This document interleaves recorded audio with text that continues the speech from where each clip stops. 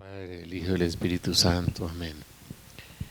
Ven, Espíritu Santo, renueva en nosotros las maravillas de Pentecostés. Envía, Señor, tu Espíritu y renovarás la faz de la tierra.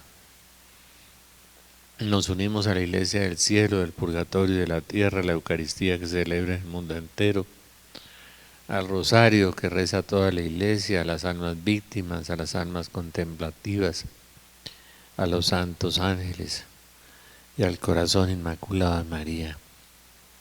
Y con la sangre de Jesús, el nombre de Jesús y el dulce nombre de María, sellamos nuestro cuerpo, alma, espíritu, mente, corazón y vida, nuestro pasado, presente, futuro, todo lo que somos, lo que tenemos, lo que hacemos, nuestras familias, nuestros bienes espirituales y materiales y este lugar. Pedimos la presencia de los santos ángeles, Señor. Ven, Espíritu Santo, renueva en nosotros las maravillas de Pentecostés. Envía, Señor, tu Espíritu y renovarás la faz de la tierra. Padre amado, te pedimos en el nombre de Jesús la presencia en este día sábado de la Virgen María, su protección, su sabiduría, su auxilio, Señor. Ven, Espíritu Santo. Ven, Señor Jesús.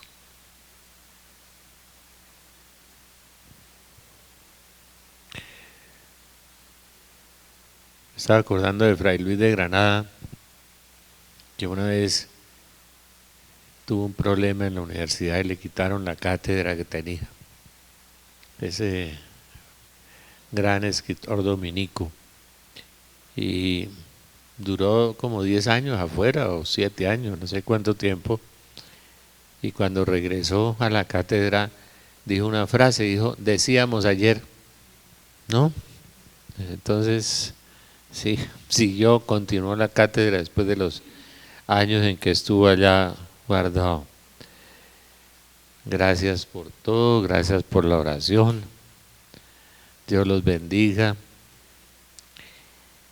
Y es una hermosa forma de consignar. Yo esta mañana les decía que cuando las personas oren por uno, están ganando.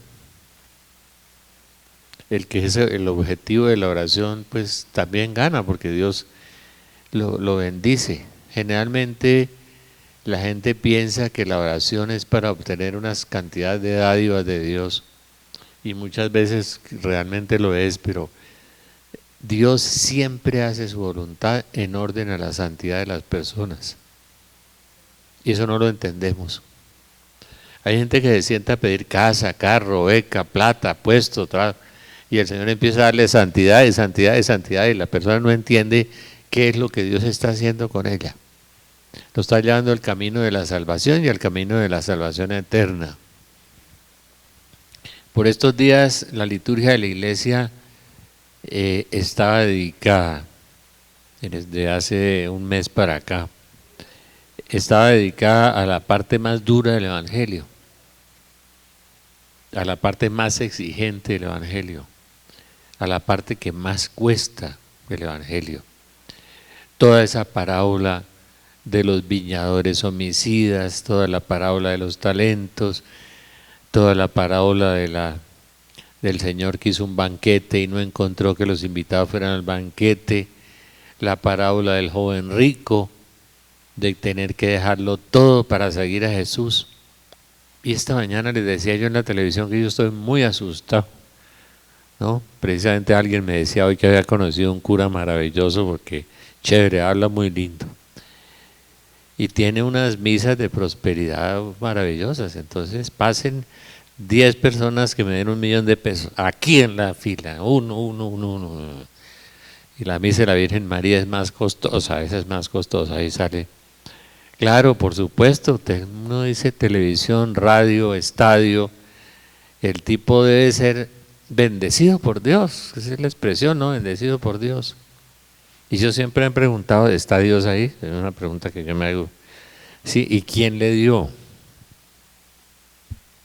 Cuando el Señor se presenta en el monte de las tentaciones, el demonio le pone una tentación, una de las 4 tentaciones, y le dice, mire, todos estos reinos me han sido entregados y yo se los doy al que yo quiero. Si una persona se está robando los impuestos, si está jodiendo impuestos, si está mintiendo, si está engañando, se puede hacer muy rico. Entonces Job dice, ¿y por qué prosperan los poderosos y los ricos? Y yo, ¿por qué estoy así vaciado? Y Job le hace la pregunta al Señor, ¿no? ¿Qué es lo que me está pasando? ¿No? Y pelea con Dios, al final hace un alegato con Dios muy grande por la situación que está viviendo tan dura, tan difícil. Y no se dio cuenta que Dios primero estaba probando su fidelidad y segundo que lo estaba santificando más de lo que tenía todavía. Lo quería subir más. El joven rico, a mí me impresiona mucho eso. Yo una vez entendí al padre Umaña un discurso muy interesante sobre el joven rico que decía, mire, uno tiene dos posibilidades de salvarse. Una posibilidad es guardar los mandamientos. Sí, yo no robo, yo no mato, yo guardo los mandamientos. Y soy religioso, ¿no? Rezo y pido y todas esas cosas. Y guarde los mandamientos y tiene una posibilidad de salvarse. La otra tiene la posibilidad de ser santo, completamente santo. Ve y vende todo lo que tiene, dáselo a los pobres y sígueme. Y donde está el maestro está el discípulo. ¿Y dónde está el maestro? Pues en el camino de la cruz, pues es donde el maestro camina. Y el joven rico dice que el evangelio no lo volvió a mencionar. Se asustó porque era muy rico. ¿Y dónde estaría ahorita? ¿Dónde andará? Esa es la pregunta que yo me hago. ¿Dónde andará ese tipo? ¿Se murió? ¿Algún día se murió? Y no quiso darle al Señor la respuesta del camino del seguimiento a Jesús. El padre Umaña decía que había como una bilocación, que había una posibilidad de que uno se salvara como guardando los mandamientos más elementales y llevándolos. Y yo me metí como en una discrepancia con el padre Fernando. Eso no es verdad. ¿Cómo que no? ¿Por qué? Dije, porque el primer mandamiento es amarás al Señor tu Dios con todo tu corazón, o sea, con todo el afecto, con toda tu mente, o sea, todos tus pensamientos, con todas tus fuerzas, toda tu voluntad. Y si usted ama a Dios de esa manera, pues le tiene que obedecer. El pecado es un no amor. El pecado no es una transgresión, es decir, la teoría de que el pecado es una transgresión es cierta. Es una violación de un precepto, es contradecir la ley, todo eso es cierto. Pero en el fondo es porque no amamos a Dios. No lo amamos. Nos amamos más a nosotros mismos y amamos más al mundo. ¿Sí? Y las cosas del mundo, las cosas que Dios ha puesto en nuestras manos, las amamos más. Yo cada día entiendo más lo del purgatorio, cada día. Porque dice, nadie manchado podrá ver a Dios, dice la Biblia. Nadie. Y nadie que no sea santo puede ver a Dios. Entonces, a nosotros se nos han colado, y decía yo hoy, viendo al pastor David Wilkerson. El pastor David Wilkerson es el único evangélico que optó por el camino de la cruz, optó por el camino de la pobreza. Se salió de un pueblo de New Jersey muy rico, donde era un pastor millonario y rico, donde pagaban diezmos muy buenos. Era el tipo un próspero pastor evangélico con carro último modelo y con casa full chévere, bacana y legal. Una casota pues. Y un día el Señor le mostró en un juicio que hubo contra un joven, él asistió, el Señor le mostró los jóvenes del Bronx en Nueva York, los drogadictos y la gente perdida en las pandillas de Nueva York. Que nosotros tenemos unos mucho más fuertes y más corrompidos que esos. Vean la televisión todos los días y verán. Entonces el pastor Wilkerson se le midió a irse de su parroquia o de su, así no se llama entre los pastores, digamos de su iglesia, para el Bronx, a vivir en el Bronx. Y alquiló un apartamento en un piso 10º y el ascensor no funciona, todavía no funciona, le toca todavía subir a pata todos los días. Y usted sale a la calle después de las 6 de la tarde y eso es como salir en Guayaquil, en Medellín, o aquí en la calle El Cartucho a las 12 de la noche, es una cosa tenaz. Y a eso se le midió, se llevó la esposa y la familia para allá. Y empezó a trabajar con la reconciliación de los jóvenes y la restauración y el encuentro con Jesucristo. Y escribe un libro famoso que se llama La Cruz y el Puñal, que es muy famoso ese libro. Y muy bueno además. Libro que hizo eco entre los carismáticos católicos hace 30 años, muy fuerte. El pastor vive, lo encuentra en internet, David Wilkerson. Y empezó a descubrir que la teología de la cruz de los católicos era verdadera. Que toda esa predicación de ellos de la prosperidad y de los milagros como predicación exclusiva era falsa. Y en estos días, con Carlos hace unos 2 meses, lo encontramos en internet. Y empezó a sacar los grandes salones de los grandes predicadores. Sillas hermosas. Salones de 10,000, 15,000, 20,000 personas. Llenos. Milagros, gente que se caía. Testimonios. Y empezó a sacar a todos esos grandes predicadores. En Estados Unidos son centenares. Pero hay unos especiales, ¿no? Como Jimmy Swaggart, como el pastor, el que sale todos los días empujando gente y tumbando. Entonces, y lo sacó a todos, y sacó un video donde salen esas sillas tapizadas en cuero, no, y reclinables, pues eso, no, qué bacanería, ¿no? Como las de los aviones en primera clase. Y todos felices. Y dijo, estos pastores están arrastrando millones de almas al infierno. Eso fue el pastor Wilkerson, no lo dijo Juan Pablo II, el pastor David Wilkerson. Y yo dije, ¿será verdad? Entonces regresé a Mateo 7. Y fíjense que nosotros tenemos esa tentación, todos, claro. Mejor ropa, más plata, más, ¿sí? Y San Pablo dice, cada uno confórmese con lo que necesita. Ahí, confórmese con eso. Dice San Pablo, pero bueno, esa parte de San Pablo no la predica. Entonces, uno predicar un segmento del Evangelio y dejar los otros. Juan Pablo II dijo, el que predica pedazos del Evangelio y se olvida del resto es una secta. Dijo Juan Pablo II, se convierte en secta.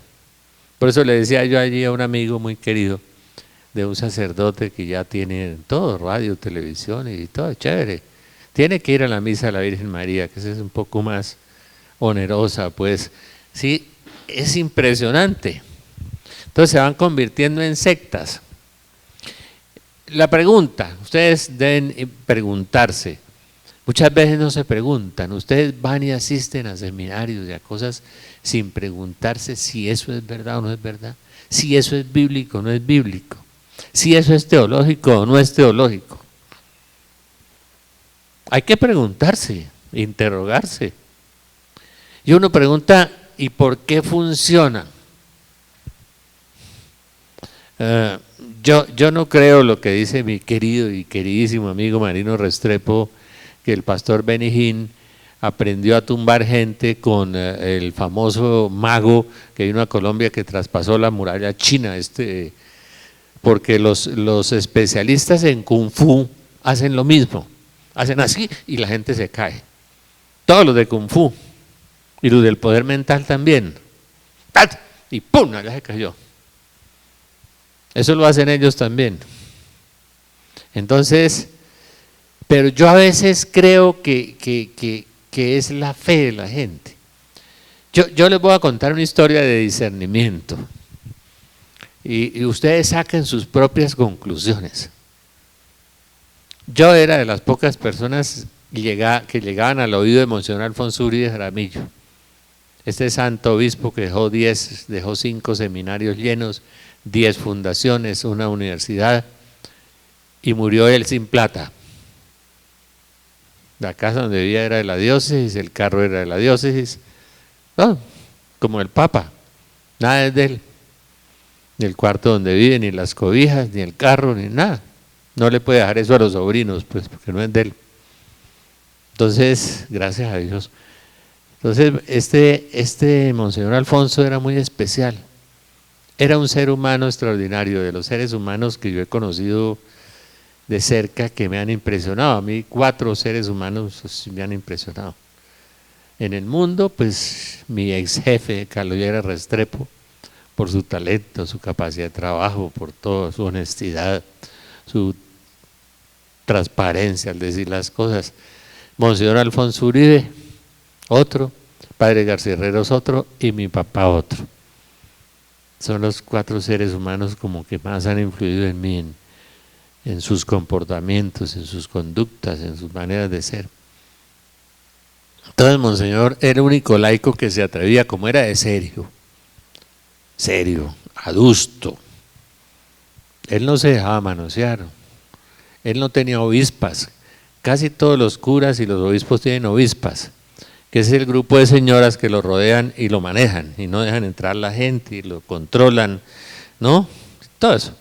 Eso dice el padre Umaña, eso sí lo vio el padre Umaña, es el instinto maternal, ¿no? Esa cosa, y el animus dominandi, decían los latinos, el ánimo de dominar, ¿no?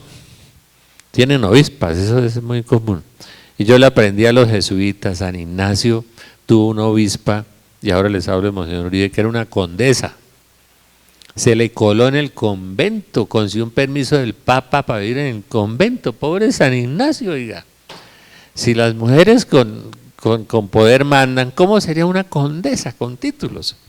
Italiana. Al final cambiaron el Papa, gracias a Dios, y San Ignacio logró salir de la condesa. Al final de la vida de ancianos se volvieron a encontrar ya maduritos, ella ya había madurado en la fe, y fueron amigos al final ya ancianos. Pero a San Ignacio lo hizo sufrir mucho la condesa. Esa era una cardenala, por lo menos, pues, ¿no?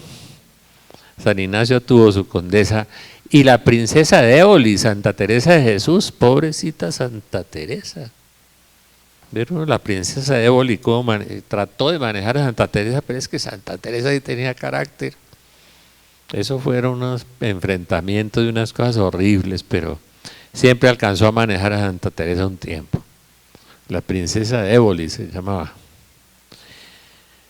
Y les voy a dar a las señoras un día una copia de La psicología de la mujer de Edith Stein, la única mujer que ha logrado definir la psicología de la mujer, porque dicen que Freud se murió diciendo lo único que no pude conocer fue a las mujeres, dijo Freud, ¿no?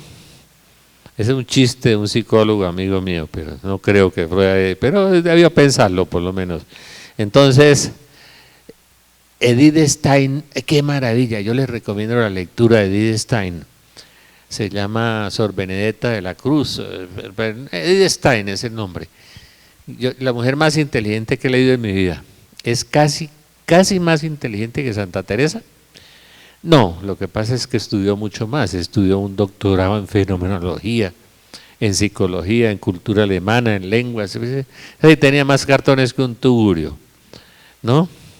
Y se bajó a la humildad absoluta después de ser esa eminencia mentalmente, esa mujer tan maravillosa. Es la copatrona de Europa, Santa Edith Stein. Pues Monseñor Alfonso Uribe, les voy a dar una reflexión muy interesante. Que se apareció la Virgen en Guarne con el nombre de María Santificadora. Milagro del sol, curaciones, milagros, agua, todas esas cosas en las manifestaciones marianas. Y un río de gente los sábados allá a la aparición de la Virgen. Como van ahora a ver la señora de Firavitoa que construyó iglesia y que cura enfermos y todo, en buses enteros, todo. O los viajes al padre Wilson, todo eso. Entonces se apareció la Virgen, todavía los sábados sube de Medellín mucha gente. Y el nombre María Santificadora. Hermoso. De ahí tomó Gloria el nombre de su comunidad. María Santificadora. El vidente yo lo conocí, un exalcohólico, una persona buena que se había convertido, que todas las cosas, y allá vio la Virgen y allá se apareció, y allá hubo milagros, curaciones, todas esas cosas. Entonces yo era el único que era capaz de arrimármele a Monseñor Alfonso y preguntarle cosas impertinentes. El único era yo. con esa seriedad, lo adusto, lo serio, y esa santidad de ese tipo.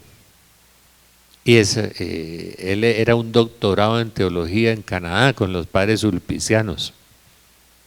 Y un hombre santo, con esa capacidad de orar por los enfermos, con todo un hombre de mucha fe y de mucha oración. Se levantaba a las 3 de la mañana a orar. Decía, un laico tiene que pagarle a Dios el diezmo en oración, o sea, el 10% de 24 horas. Mínimo para salvarse, mínimo. Y decía, y si es cura, el doble. Decía, los curas están en crisis porque no oran. Eso es cierto. Entonces, estábamos, me acuerdo, sentados en una sala donde él hacía los exorcismos, tenía un tapete azul, era como el triple de este saloncito así, a la entrada de su casa, afuera tenía esa sala muy bien arreglada, muy bonita, donde él oía a la gente, la confesaba, la escuchaba, porque venía gente del mundo entero a verlo, ¿no? Y a escucharlo. Y le dije, digamos, Señor, ¿usted cree en lo de Warner? Me dijo, no, Rafa. Dije, yo me quedé sorprendido. No, Rafa, no. Le dije, ¿y usted por qué manda un cura allá todos los sábados a celebrar la Eucaristía? Digo, porque a la gente hay que pastorearla. San Gregorio Magno, ese papa tan santo y tan sabio, decía que en las apariciones falsas no había que golpear a la gente, que había que conducirla, dirigirla y evangelizarla, pero sin golpearla. Lo que decía allí mi párroco, dice, cada vez que me llega un vidente, me dice el padre Leonel, yo no le digo a nadie que no. Cuando la persona empieza a contar las visiones y las revelaciones, yo nunca le digo que no, porque es que no vuelve. Y esa es la primera señal de que es falso, el orgullo. Primera señal de que no me creyó y yo que sí soy de verdad. Orgullo. Primera señal de la falsedad. Santa Teresa buscaba que le dijeran que no, que la rechazaran. Santa Teresa buscaba los directores espirituales que le anularan, como el padre Gracián. Hay días que no le daba la Eucaristía. Es que el Señor me dijo que tenía que ir a fundar a Sevilla. Dijo, pues no va a fundar a Sevilla, se va para Madrid. ¿Por qué? Porque yo digo. Y si el Señor le dijo, pues yo le digo otra cosa. Y vaya. Y obediencia, obediencia y obediencia, porque la obediencia es la primera hija de la humildad. Y el Señor quiere que obedezcamos primero al superior que las voces interiores. Eso en la vida de todos los santos es así. Entonces le dije, Monseñor, ¿y usted por qué manda ese sacerdote? Dijo, no, porque hay que pastorear a la gente, Rafa. Ya. Y Monseñor, y lo seguí chuzando. ¿Y usted por qué hay milagros allá? Y hay curaciones. Dijo, por la fe de la gente. Porque Dios no defrauda a las personas.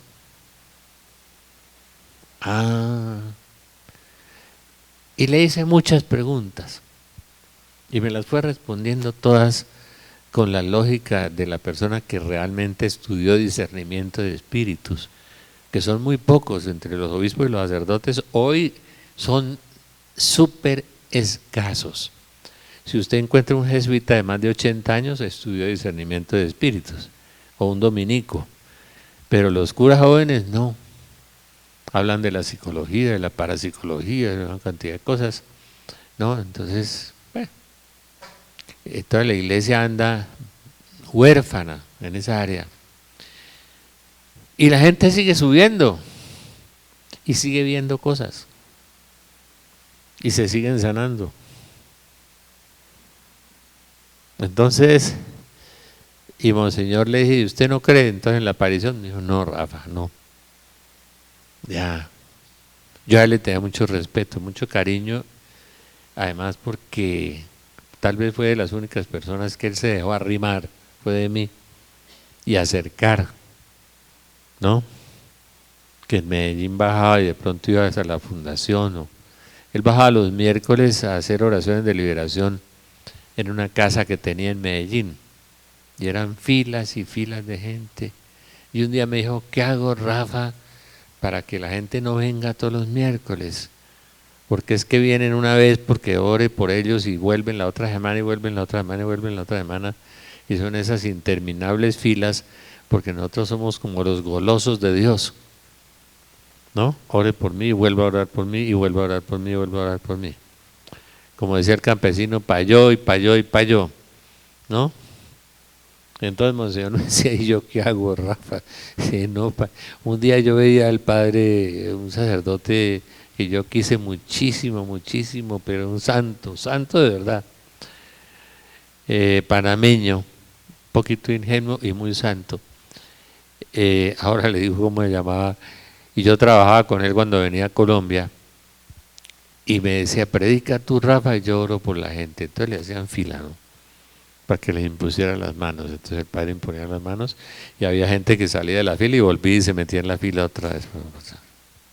Padre Guillermo Sosa, santo, santo, santo, de los pocos santos que he conocido de verdad santo. Y trabajamos con él aquí en Medellín, en muchas partes, caminamos con el padre Sosa, un hombre maravilloso. Entonces,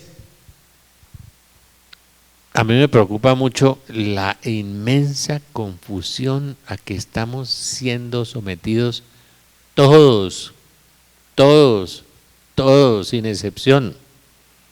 El Evangelio hay que leerlo, y hay que leerlo despacio. Entonces yo me pregunto por qué suceden cosas. Mucha gente dice, no, es que el demonio sana. O este pastor fue que hizo un curso con el famoso mago que atravesaba túneles y torres y hacía, volaba, y estuvo en Colombia. Y yo no creo eso, yo realmente no lo veo así. Yo veo que la gente tiene fe, y que él también tiene fe, y que él cree en esos segmentos del Evangelio, y los cree sinceramente, y que le suceden cosas. Pero la pregunta es si eso es muy importante o no es importante. ¿Qué será realmente? Es decir, ¿qué va a pasar con las personas que se metieron en un triunfalismo de que Dios sana, Dios hace milagros, Dios libera, Dios sí, maravilloso? Todo eso es verdad, es que el Evangelio lo dice y es verdad. Pero ¿qué va a pasar porque no les enseñaron que el que venga detrás de mí niéguese a sí mismo, tome su cruz y sígame? Os exhorto, hermanos, por la misericordia de Dios, a que ofrezcáis vuestros cuerpos como hostias vivas, completo en mi cuerpo lo que falta la pasión de Cristo por la iglesia. ¿Qué pasa con esos textos que nunca se los enseñaron y le dieron el verdadero valor de eso? Yo me acuerdo mucho de un santo famoso que tenía el don de curar los leprosos. No sé si era San Martín de Tours, obispo, que andaba descalzo, imagínense, sin zapatos. ¿Eso? Yo no he conocido muchos obispos así. Eso, el otro era San Malaquías, el que profetizó los 111 papas hasta después de Benedicto queda uno.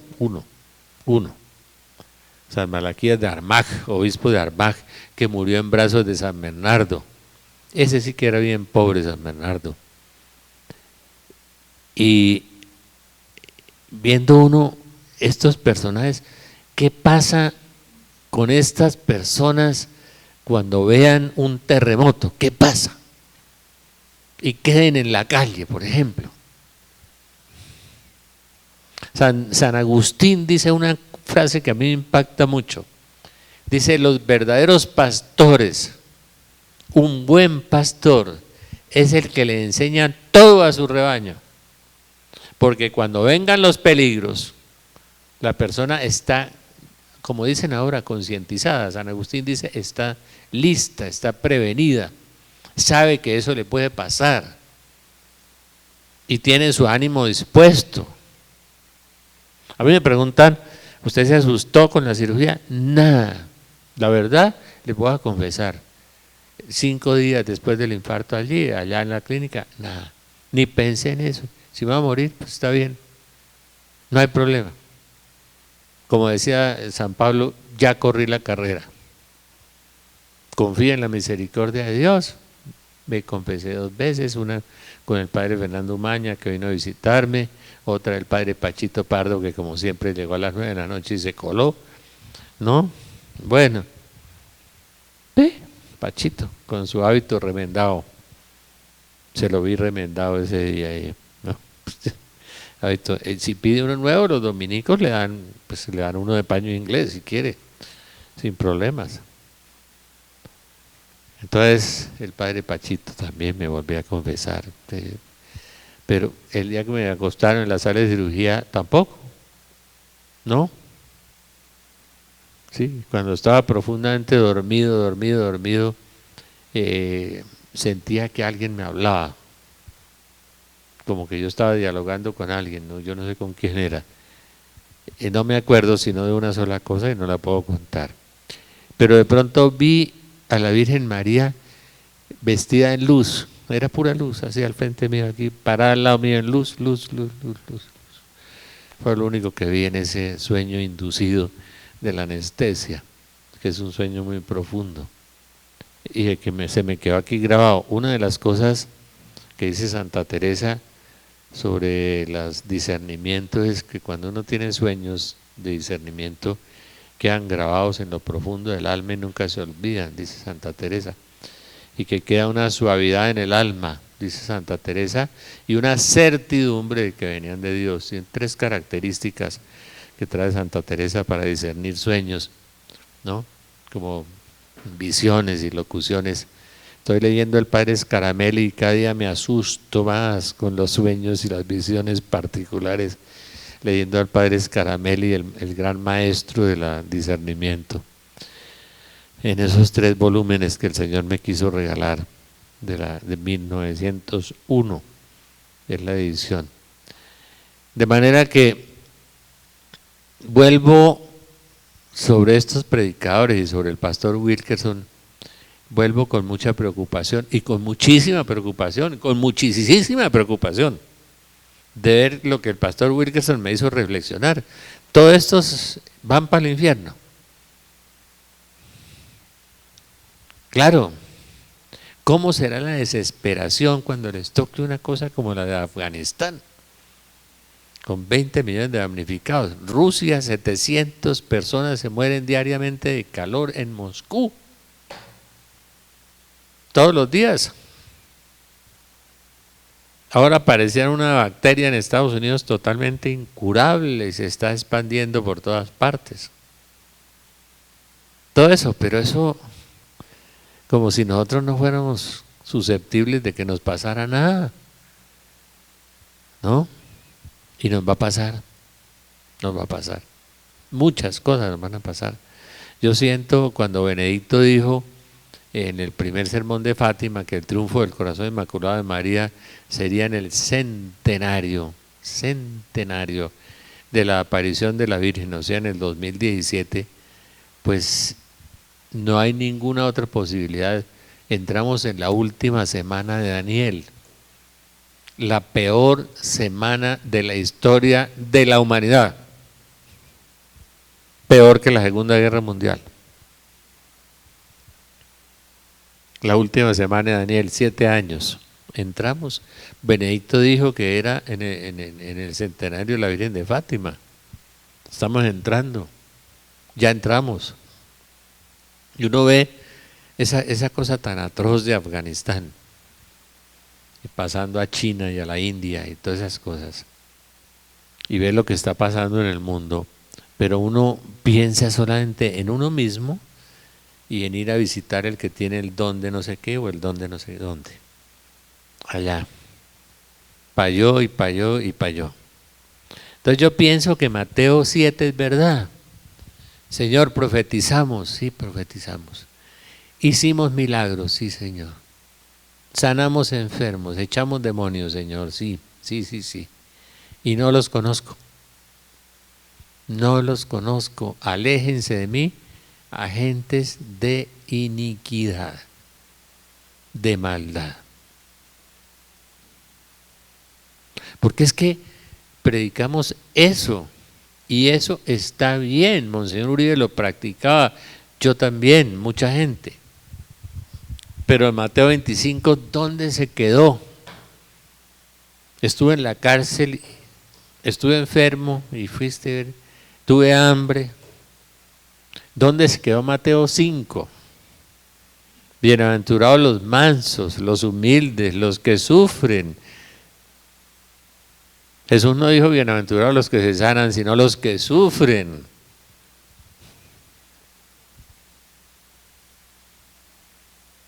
Bienaventurados los que tienen hambre y sed de justicia. Justicia. Todas esas bienaventuranzas, ¿qué hicimos con ellas? ¿Y qué hicimos con el Mateo 25? A nosotros nos dicen que hay un seminario de sanación. Mírenlo aquí. Y están todos, no falta ninguno. Pero el día de la clase de Biblia hay un montón de inconvenientes. Ese día se enfermó el marido, ese día tiene que ir al dentista, tiene problemas, tiene dificultades. Pero, Señor, ¿en qué estamos? ¿Dónde está el Evangelio? Y el Evangelio, decía Juan Pablo II cuando llegó a Nicaragua, gritó. A mí me impresionó ver al Papa gritando en Nicaragua cuando entraba con esa voz tan potente que él tenía. Dijo, la misión de la iglesia es salvar el alma para la eternidad. Esa es la misión de la iglesia. Salvar el alma para la eternidad. Porque nos volvimos fue calvinistas. Yo no sé si ustedes saben quién era Calvino, me imagino que no. Después de Lutero apareció en Suiza un personaje que se llamaba Calvino, muy radical y muy fanático, y una de sus teologías es de que las personas que están con Dios están destinadas al éxito material, económico, y que es una maldición el pobre, el que no tiene nada, eso quiere decir que no anda con Dios. En el fondo, ese es el calvinismo, predica eso en el fondo, ¿no? Y esa teología calvinista como que se coló en los grupos evangélicos de Estados Unidos y de ahí se trasvasó a nosotros los carismáticos. Entonces, usted está arruinado, ¿será que tiene una atadura internacional? ¿Sí? ¿Será que su tatarabuelo era masón? No, puede que no. Puede que Dios le haya permitido eso para que se convierta y para que se salve. Dios escribe derecho sobre renglones torcidos y Dios de un mal saca un bien. Entonces me acuerdo de lo que les iba a contar de San Martín de Tours, que iba el leproso que tocaba, leproso que se sanaba. Pero ese sí era tiro fijo. No se le escapaba un leproso. Qué don tan hermoso, oiga. Y la lepra era muy común, ¿no? Y los leprosos todavía cogían como en el Antiguo Testamento y los repudiaban y los echaban afuera y no había leprocomios como ahora y clínicas especializadas. No, era para afuera. El pobre leproso era como los esos que hay en la India, los intocables, que la gente no puede tocar porque son horribles, los intocables. La única que los abrazaba era la Madre Teresa. Los intocables de la India. Entonces, San Martín de Tours iba y había un leproso sentado al borde del camino y le faltaba ya el pedazo de nariz, de oreja, dedos, eso se les va cayendo todo, ¿no? Es muy impresionante ver un leproso ya avanzado. Y cuando el obispo se le empezó a acercar como a 10 o 20 metros, el leproso empezó a gritarle, quédese allá donde está, obispo, y no me toque, no me toque. Y el obispo se quedó muy sorprendido. Y le dije, ¿por qué no quieres que te toque? Si el Señor te quiere sanar. Dijo, es que yo no me quiero sanar. Le dije, ¿por qué no? Dijo, porque yo fui un gran pecador.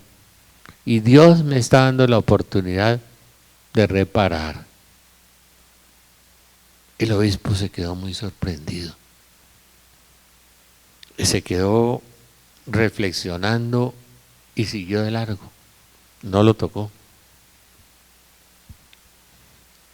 Y dije yo, claro, en ese leproso había un deseo de santidad y amaba a Dios y quería pagar, quería reparar sus pecados, estar allí. Eso en la vida de este santo a mí me impactó mucho, mucho, porque él tenía ese don maravilloso con los leprosos y es un don de misericordia, y uno, en la medida que uno puede orar por los enfermos y que sanen los enfermos, tiene que hacerlo, porque es un don de Dios y uno no puede reservarse los dones de Dios ni seleccionar a las personas. No, Dios sana al que quiera, y a veces a través de la sanación la persona se convierte, y a veces a través del testimonio de ver sanar a otro la persona se convierte y ve que Dios existe, que Dios está vivo. Es que una cosa no es excluyente de la otra, pero el llamado fundamental nuestro es a la santidad, y la santidad Jesús la transfiere de una manera diferente al Antiguo Testamento. En el Antiguo Testamento el Señor usa en el Levítico la palabra santo: sean santos como Dios es santo. Y santo viene del griego sangeo, que quiere decir sin tierra. O sea, tenga un corazón puro, donde no tenga tierrita por dentro. A veces la tierra es en casas, o en carros, o en billetes, tenemos mucha tierra a veces. Por dentro es nuestro ídolo. Donde está tu tesoro, está tu corazón. Uno de pronto hace un ídolo de los hijos, o del marido, de tantas cosas, ¿no es cierto? Podemos hacer ídolos de nuestra propia vida. El mismo Jesús dijo: el que pierda su vida la salvará. Entonces hace ídolos de eso. Y Jesús transfiere el mandato al Nuevo Testamento de una manera muy linda. Dos maneras usa. Una: sean misericordiosos como Dios es misericordioso. Y en la otra es: sean perfectos como es perfecto vuestro Padre Celestial. Yo digo que esa sí fue la meta inalcanzable, pues, pero bueno, por lo menos puso una meta muy alta para lucharla, la perfección del Padre. Pero quedémonos con la misericordia, que es mucho más fácil. Hay una forma muy grande de alcanzar la santidad sin hacer grandes ayunos, grandes penitencias, grandes oraciones, grandes cosas, que es la misericordia. Y en eso, hoy, pues que estoy haciendo es una evangelización más que una Biblia, hoy. Era el consejo de mi papá: métase en los zapatos de los demás. Anticípese a las necesidades del otro. Piense en lo que el otro necesita y hágalo.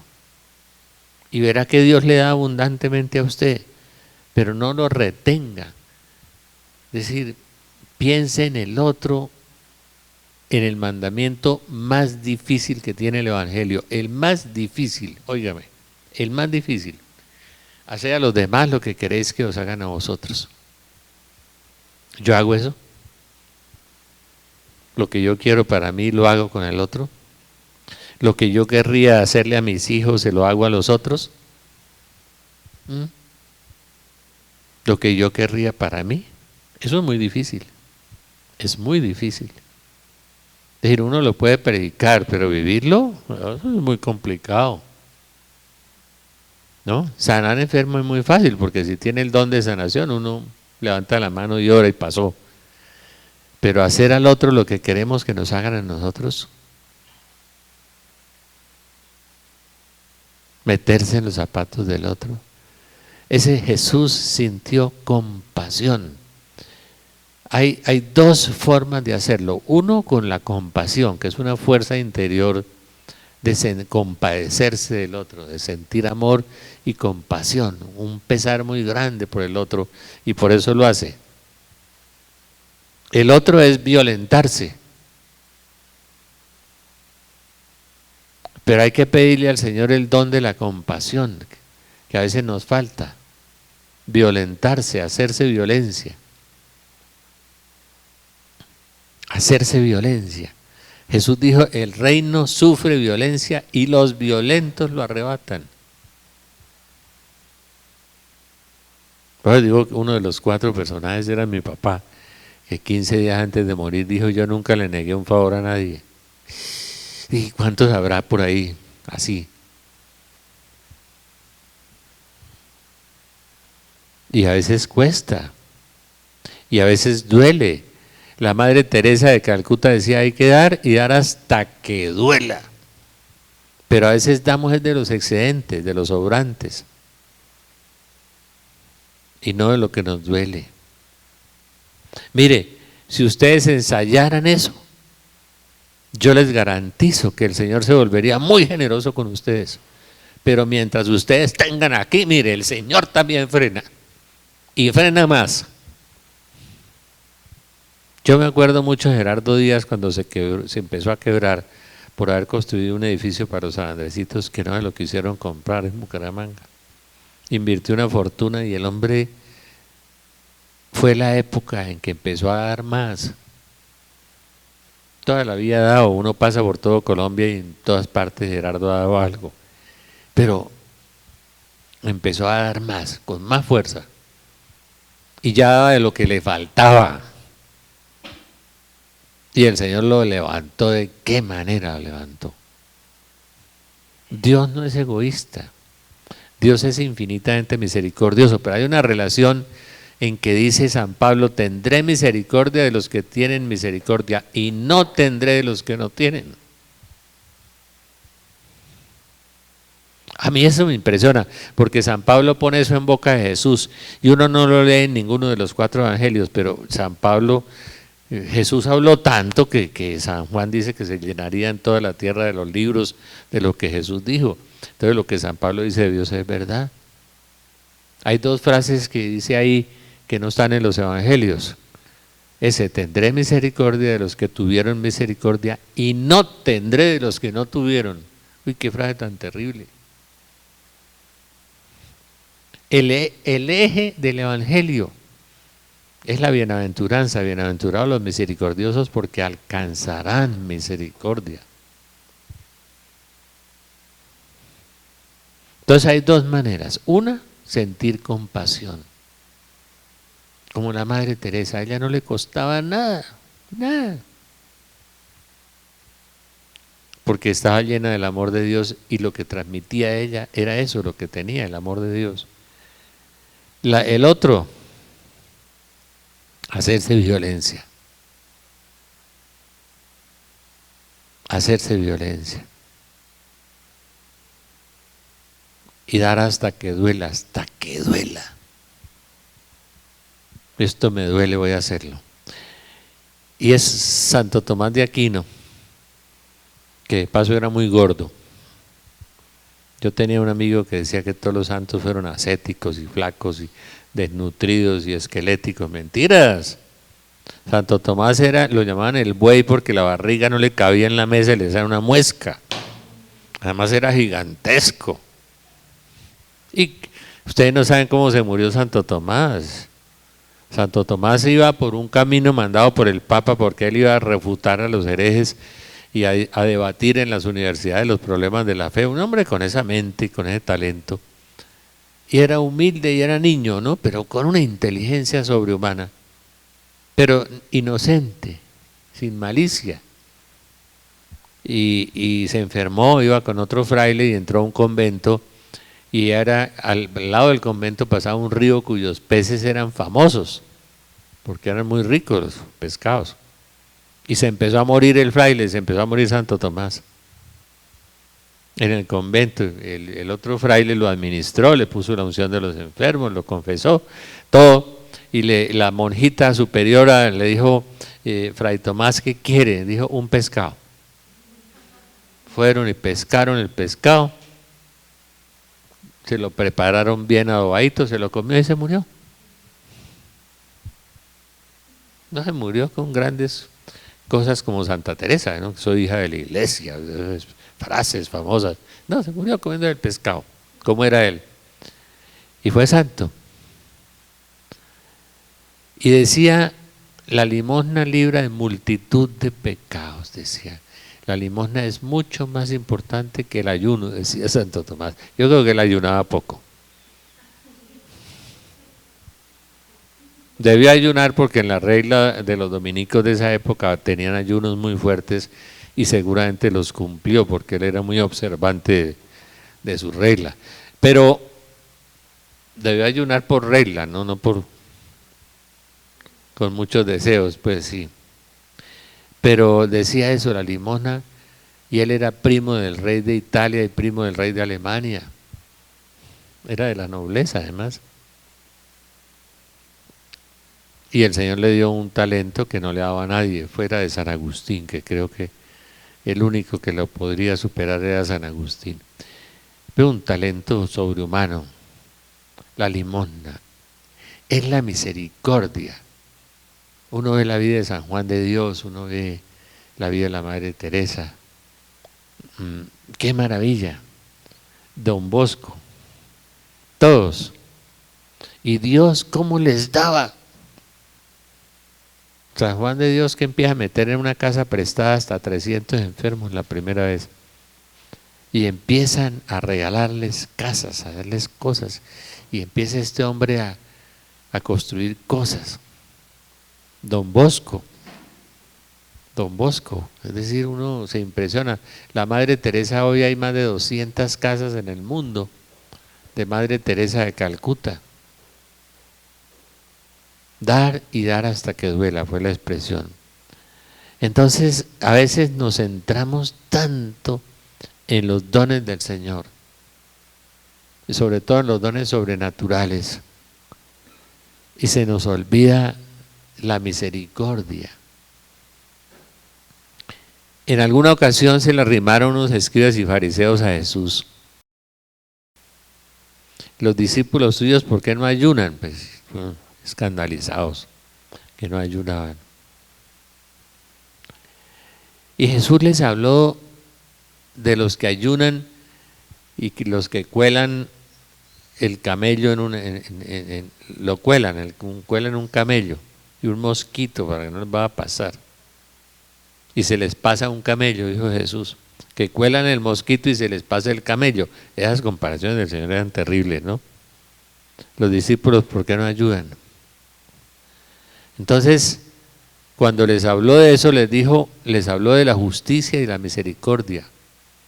Les dijo, haced esto sin dejar aquello. Es decir, hagan justicia y misericordia sin dejar el ayuno. Él no les quitó el ayuno, no. Guarden con el ayuno, háganlo. Pero hagan esto sin dejar lo otro. Y son textos del Evangelio que nosotros oímos y oímos y oímos y oímos y seguimos oyendo y vamos a seguir oyendo hasta que no tomemos la decisión de cambiar nosotros. Claro, cuando nos proponen un seminario, en estos días salió un sacerdote que es periodista del ABC de Madrid, hombre muy inteligente, un español muy agradable además, y fundó una comunidad.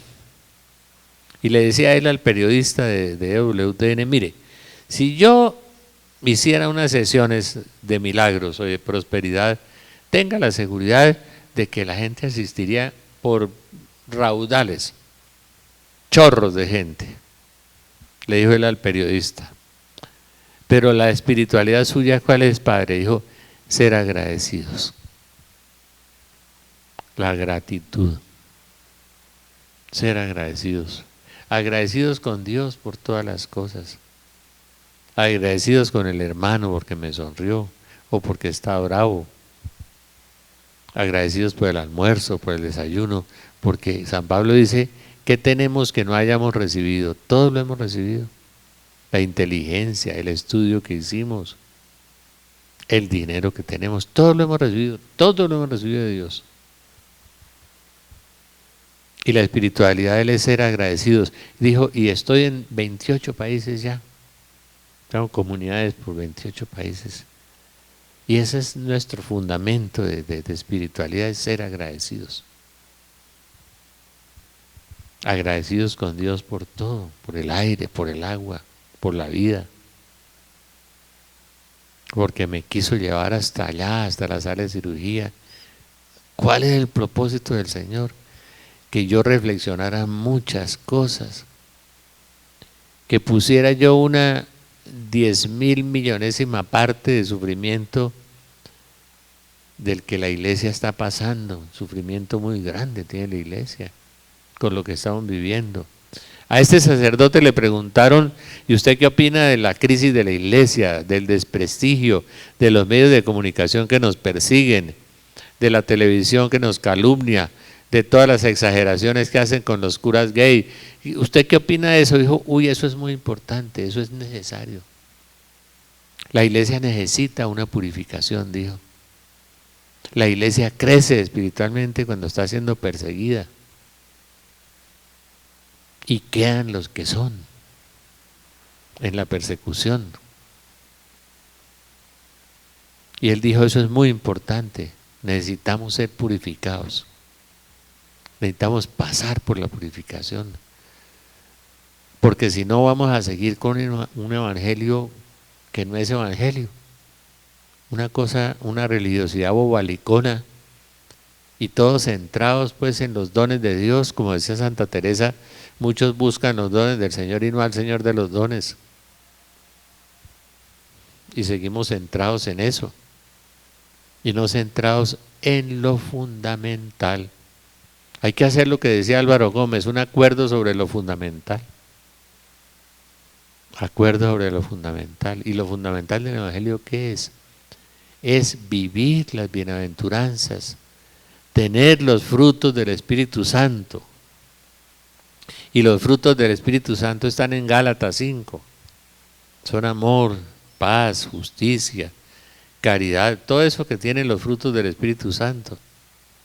Pero nos centramos más en los regalos, en los harisma, en los carismas, que son muy importantes. Son muy importantes. Yo le dije a mi párroco que fue a visitarme estos días, además con un comienzo de gripita, y me dijo, como todos los colombianos: no, es una rinitis. Ah, bueno, siempre decimos una mentirita ahí de paso, todos, porque eso sí no tiene nada. Somos así, ¿ves? Somos así. Que vamos a hacer. En eso también tenemos que cambiar. Un día hago una charla sobre aprender a decir la verdad, que cosa tan difícil que es, tan dura. Y el párroco, yo lo quiero mucho, somos amigos de hace 10 o 15 años, desde que él era auxiliar aquí en San Vicente de Paúl. Es un buen hombre. Le dije: oiga, padre, ¿por qué no hacemos una experiencia? Déjeme hacer un formato. Y el domingo, que esa capilla le caben 100 personas, no le caben más. En una misa llevamos 100. Y le decimos a la gente que no firme, que los deposite ahí a la salida, en una caja, en cualquier cosa. Sin firmar, lo doble y lo deposite, porque la gente, si lo ponen a firmar, lo llena de mentiras, pues, ¿sí? Todos son santos, a la salida no tienen problema.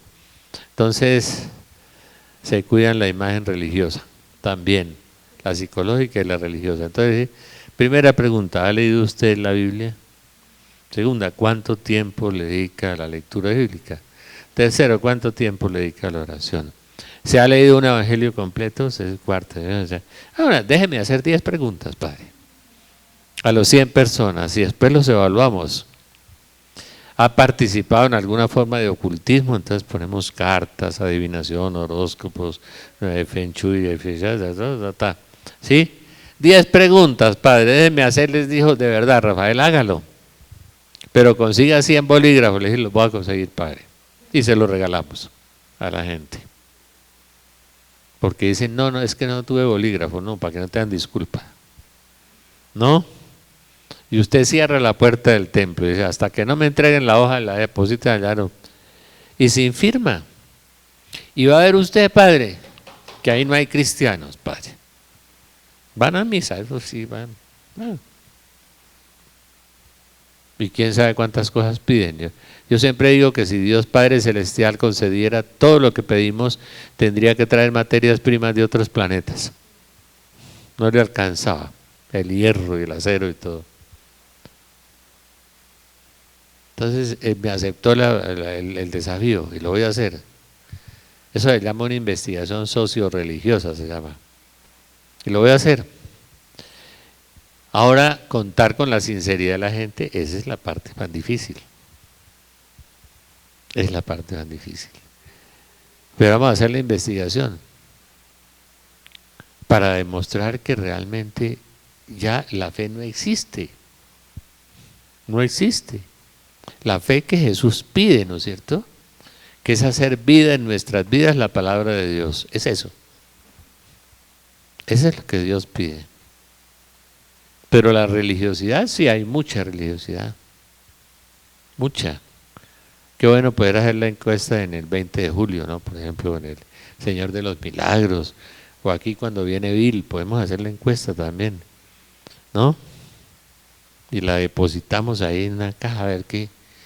Y miramos después la evaluación de lo que está pasando en las personas. La iglesia debía hacer eso.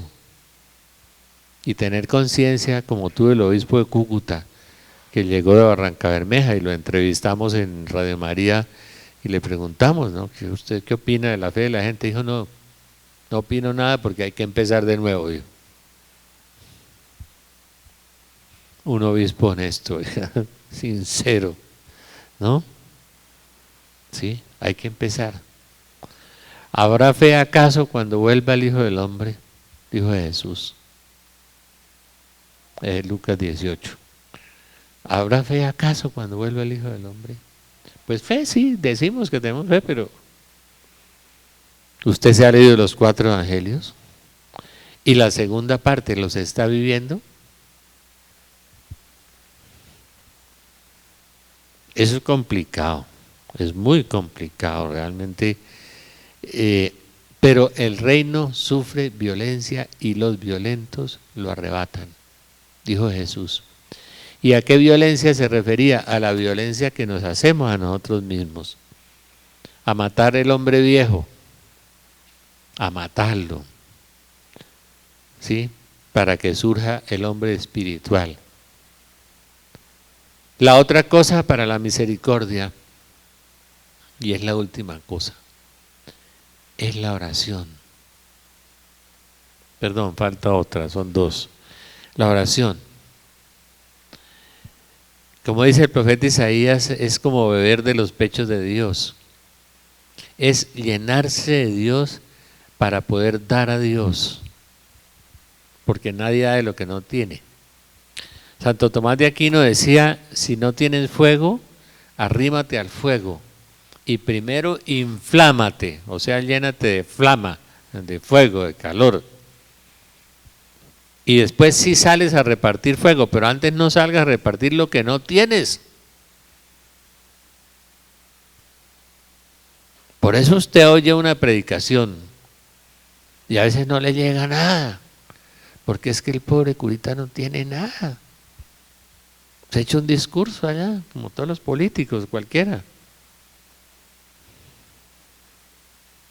Tiene que tener unción, tiene que tener presencia de Dios, tiene que tener credibilidad. Inflámate, arrímate al fuego, llénate. Mire, ahora que el médico me dijo, el único deporte que yo he hecho en mi vida es el ajedrez y me caigo el caballo. Y me dice el médico, doctor, camine 15 minutos. Uy, doctor, 15 minutos, terrible. Porque yo escasamente voy a la tienda y vengo. ¿No? ¿Sí? Eso es, a veces cuando iba con subsidio aquí me fatigaba todo. Veo 15 minutos y cada semana aumenta 5 minutos. Ya voy en 40. Nunca había hecho eso. Entonces dije, si el cuerpo funciona eso, ¿por qué no va a funcionar en el espíritu? ¿Por qué usted no empieza a orar y cada semana aumenta 5 minutos de oración? hasta que llegue a la 10% que dice Monseñor Uribe. Y usted entre más ore, más ganas tiene de orar. Entre menos ore, menos ganas tiene de orar. Si usted va al Santísimo y se sienta 15 minutos, hágalo en 15 minutos, hasta que llegue a 1 hora. Cada semana aumente 5 minutos. Que no tengo que orar nada, lleve la Biblia y empiece a leerla en oración, a leerla. Eso. La Biblia es una oración, es la palabra de Dios. Usted está orando es con la palabra de Dios. Si no, llévese el devocionario ese que vendemos aquí, que es una maravilla, del Padre Urrutia. Eso es una hermosura. Y tiene la meditación de las potencias del alma. Orar con la mente, orar con la voluntad, orar con el corazón. San Ignacio explica cómo orar con la voluntad, cómo orar con el corazón, cómo orar con la mente. Ahí está la meditación de las 3 potencias de San Ignacio. Y aprende a orar.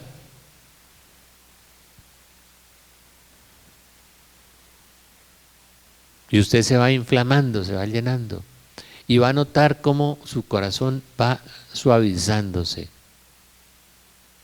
Va matando sus violencias interiores ahí. Su hombre viejo. El rosario, hágalo despacio. Haga la oración que quiera, o el Magnífica, o lo que quiera. O dígale, Señor, aquí estoy, se sienta ahí. O duerme un rato con el Señor ahí un rato. Está como el campesino de Barbosa que encontró el padre Velandia sentado con la pierna cruzada delante del Santísimo y fumándose un chicote ahí, un tabaco. Y el padre Velandia bajó. Y como él es tan amoroso y tan tierno y tan gracioso además, y le dijo, oiga viejito, ¿y usted qué está haciendo? No le metió una vaciada, ni se cogió del brazo a empujarlo, ni a sacarlo del templo porque se estaba fumando un chicote, ¿no? Y le dijo, viejito, ¿y usted qué está haciendo? Y entonces le dijo, no, padrecito, aquí fumando un tabaquito con el Señor. Y el padre dijo, tiene razón, ¿no? Y lo dejó ahí. Él se estaba fumando un tabaquito con el Señor. Él le estaba haciendo un homenaje al Señor fumándose el tabaquito. Entonces ve lo que Santo Tomás dice, la intención del corazón. La intención del campesino era buena. Era buena. Se estaba fumando un tabaquito con el Señor, ve ahí. Estaba participando al Señor del tabaquito, ¿no? Y al Señor le debió agradar eso. Pero si usted lo hace de malo, pues sí. Entonces, haga cualquier cosa, si quiere echarse una siesta con el Señor, ahí no hay problema ahí. Delante del Santísimo ahí. Y se está 1 hora cuando pueda. Pero como la gimnasia, yo no creía que yo era capaz de caminar 40 minutos. Para mí era un imposible, físico y metafísico. Ay, yo tan deportista. Claro.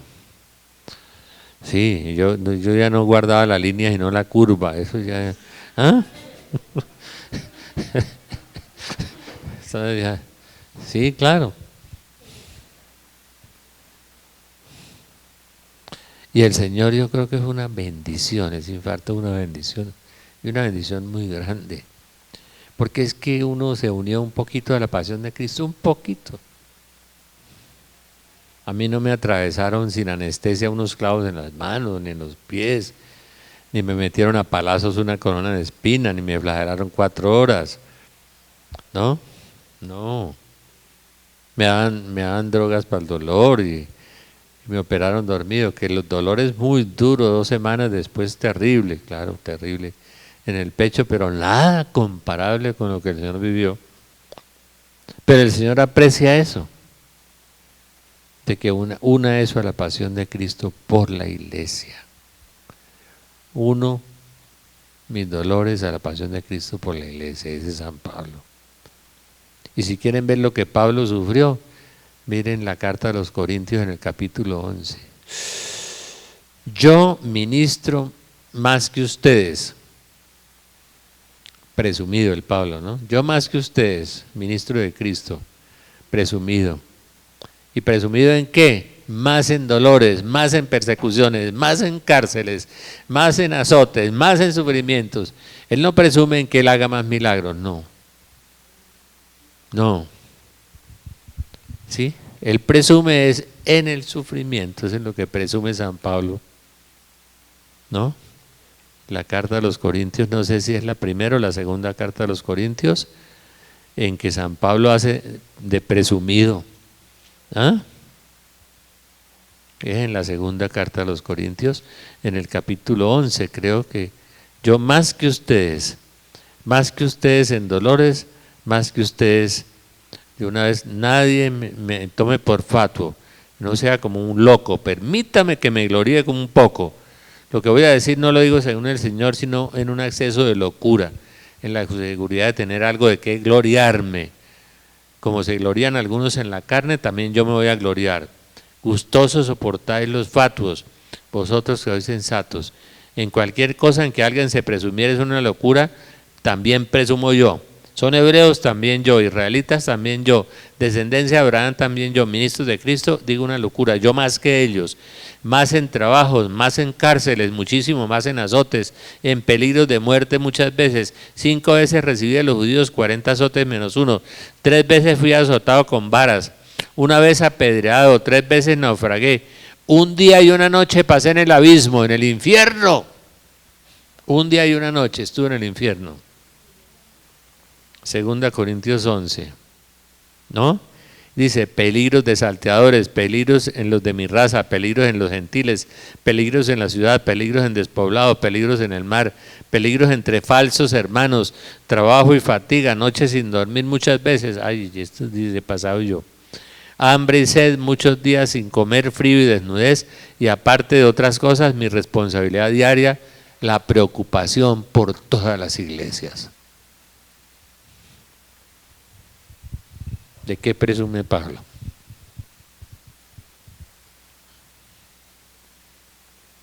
Lo único que presume por allá en alguna parte es que yo hablo más en lenguas que ustedes, dice. Por allá. Entonces, la Biblia es muy clara. El Señor sana, sí, el Señor libera, sí. Pero el Señor nos está pidiendo que abracemos la cruz. Y nos está pidiendo una sola cosa: aprendan de mí que soy manso y humilde de corazón. Nos cuesta, creo que es lo que más nos cuesta. Y la obediencia es una hija de la humildad, decía San Juan Clímaco. Lo que dijo, y termino con eso, lo que decía Sor Natalia María Magdalena: si alguien te ofende, cállate. Ofréceselo a Dios por los pecados que aún no has reparado. Y no se lo digas a nadie. Y no se lo digas a nadie. Nosotros sí, ay, si alguien me hizo algo, y no se lo digas a nadie. Sor Natalia María Magdalena, la vidente de la Virgen Reina Victoriosa del Mundo en Hungría, que ese librito tiene unos consejos maravillosos. Que Dios los bendiga, y ahora después seguimos con la Biblia.